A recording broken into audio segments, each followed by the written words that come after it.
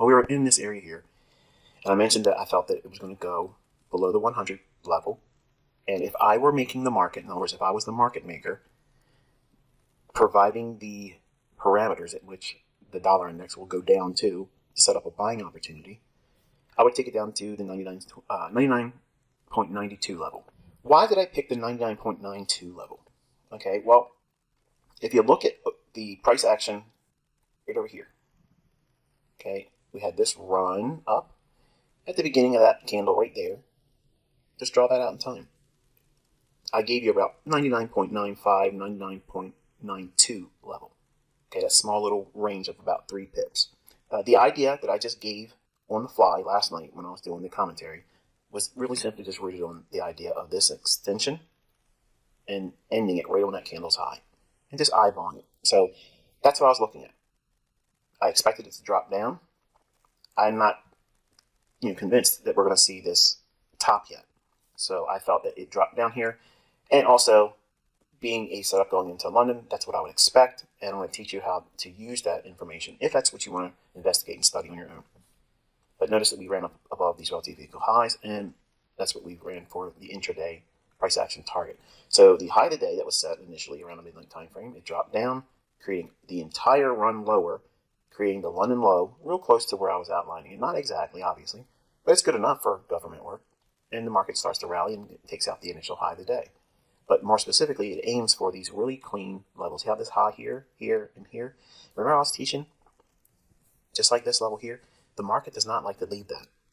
That is not efficient. Now, it's efficient for technical analysis, Retail 101, where they'll see that as resistance. It looks perfect. That's what they want because the books teach that. The books are meant to trip you up. So if I'm suggesting, as I mentioned last night in the video, that we would drop down here and then start to go higher, that sets the stage for what? If this is going to be a point at which it reacts and goes higher, as I was outlining around this time period in the video, that means the opposite should be seen for Euro. But before we get into that, let's fine tune this a little bit more on the 15-minute time frame. You can see we dropped down, creating the low of the day in London Open. That's our kill zone that I teach here on the YouTube channel. It's 2 o'clock in the morning to 5 o'clock in the morning, New York local time. So if you are using the time window thing over here, set it to local New York time, 2 o'clock to 5 o'clock in the morning, that's the kill zone for London Open. Market comes down, creates the low of the day, runs back up, back into an order block here. I'll let you look at the lower time frames, and you'll see that is in fact an order block, an optimal trade entry, and the market starts to create its run up into the relative equal highs, sweeping that as a daily objective.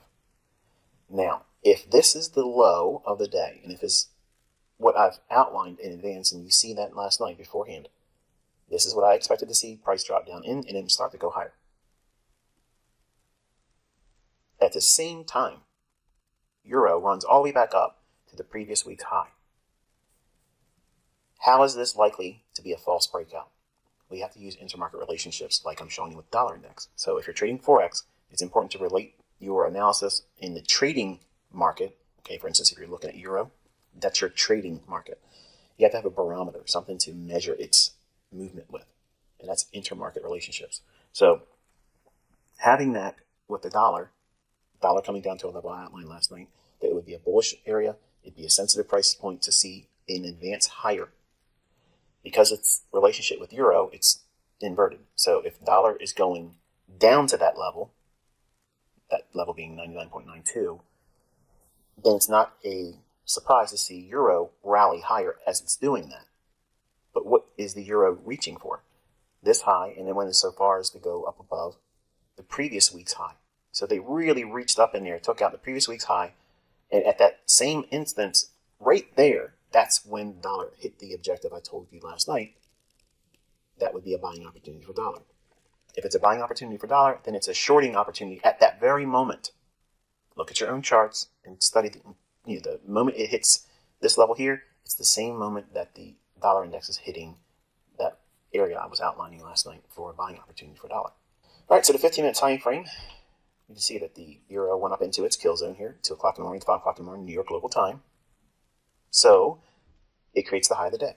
So in this price run, we're going to start stripping it down. And I'm going to make it very easy and not make this video very long, but I'm going to jump right to a very small time frame chart.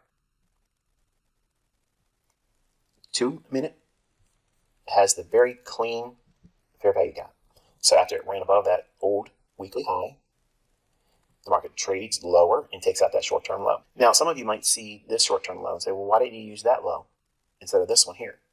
Well, the reason why is the fair value gap forms right here on this candle. Once that candle closes, the very next candle, it opens essentially right at that low. So it hasn't really moved away, and it hasn't really shown me what? Displacement. Something energetic where it moves away from that fair value gap. That's the important factor. So we have the fair value gap here, and then it moves lower than that short-term low. Now we have a shift in market structure.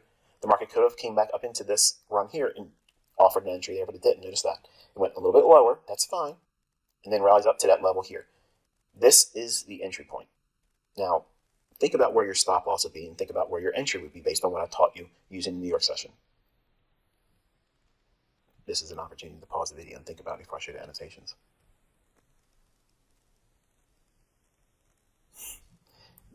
You're smirking, aren't you? Thinking, I'm not pausing it. So you just might as well get on with it, ICT. Okay. So here we have a zoomed in 2 minute chart. And here is the fair value gap level that you would be putting your limit order in. So it gets filled essentially right there.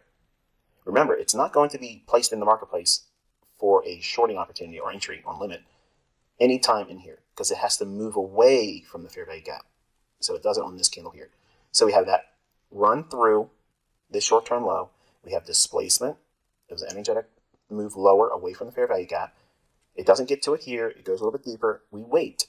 We don't chase it. We don't go in here thinking, oh, well, I missed the move. We still have time. See all this over here? The kill zone for the London Open is still open. So we allow for that retracement higher. Your fill here, maybe 1 pipette, maybe a half a pip, or maybe a full pip above this candle's high. That would be your entry, but we're just going to use the actual candle high. That would be your limit order entry, hypothetically, 1.0924 and 4 pipettes. That's your entry. Your stop loss will be above the high here. That comes in at 1.0936 and a half. And the heat, or the drawdown, that you absorb, hypothetically, if you would have used that entry point, is 1.09301. So basically, not even 5 pips. Okay, so, well, about 5 pips, around about 5 pips of drawdown. So essentially 25, we'll call it the 30. So call it 5 pips. There it is, done. So 5 pips of drawdown, and never came to your stop. With this gearing, okay, if you use sound money management, how much can you risk if you're risking $1,000 per trade? Okay, you're thinking about money-wise, don't do that. You think about it in terms of fixed percentage risk on equity. So that means you're simply going to look at how much money you have in the account, take that, times that by 1%. Okay, 1% is the maximum. Preferably, you should be doing a half of 1% or maybe a quarter of 1%. You're learning. You're not trying to do a lot in the beginning. You're trying to just simply trust the idea of seeing these moves. None of you should be going into demo. None of you would have done this, obviously, because we're talking about it in hindsight. But I'm showing you the relationships of how when the market went to this level here and cleared the buy stops on the previous high on euro, that's the very moment that the dollar index went down to the level I outlined. It would be bullish. So the teeter-totter effect, or the inverse relationships, that if the dollar is going to go higher, that means that it's going to have weight introduced to euro, and it should start to go lower. So your entry here and your drawdown and your stop, all those being what they are here. If we go out a little bit further, and I'm just using a 5-minute chart so I can put everything in the fractal. In other words, the fractal is this move up and then down. That way you can see it all and have the candles still be clean and have everything on one chart. So it's the only reason why I'm showing the 5-minute chart. It's not that I'm doing anything special with it. Okay, it's just to show you the overall dynamic of this price run up, the rejection, the optimal trade entry that would be used with the fair value gap used on the 2-minute time frame, all the levels and things here being as they were on the 2-minute chart. And if you did a Fibonacci run from the low here, why this one? Because it was the most energetic starting this price run here. That would be your parent price leg. 50% is around in here, so that would be a nice objective initially. That would be your first target. If you're going to hold for the full day, it could go down to this area here, and lo and behold, we have that imbalance. It trades right into that rather handsome.